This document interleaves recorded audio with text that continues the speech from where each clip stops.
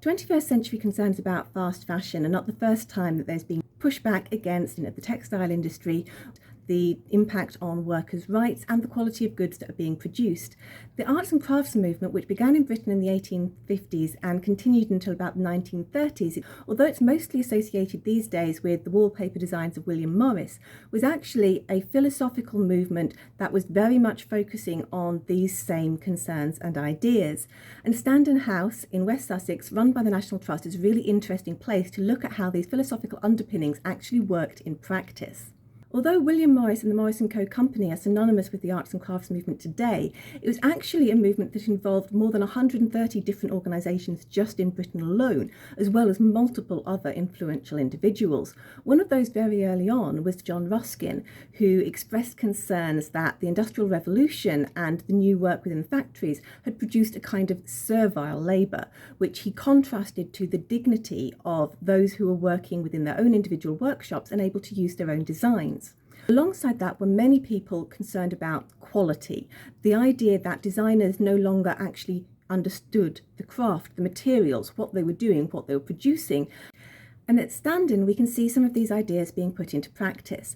Standen is one of the best surviving arts and crafts houses in the country. It was constructed really as a collaboration between the architect Philip Webb, who was a leading member of the arts and crafts movement, Morris & Co. the company, and John Beale, a London solicitor, and his family. If we start by looking at the building itself, you can immediately see that Philip Webb used a number of different local materials as well as looking to other local architecture of the area so that it feels like it fits. And the garden is really important to understanding the house. The two belong together. The garden actually started being constructed a year before the house did.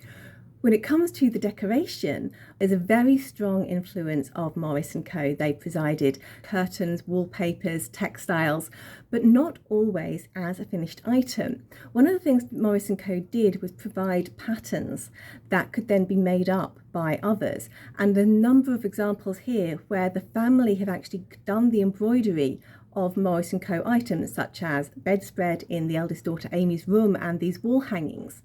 So you can see here how the preservation of craftsmanship is being encouraged in the patrons of the movement, not just in those earning a living from it.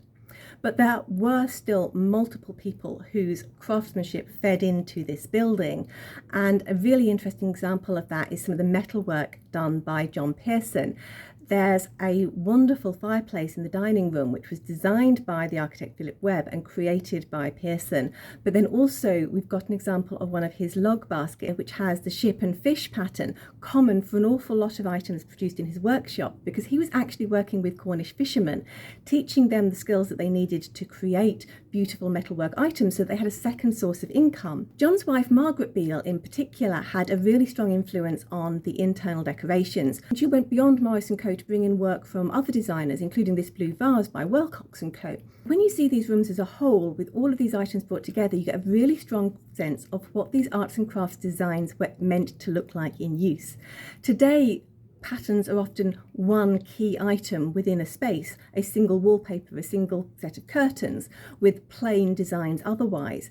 By combining the patterns here, you can see how they work together in a harmonious way, but they're incredibly homey and welcoming spaces, which is in itself an aspect of the arts and crafts philosophy. As William Morris said, all rooms should look like they are lived in.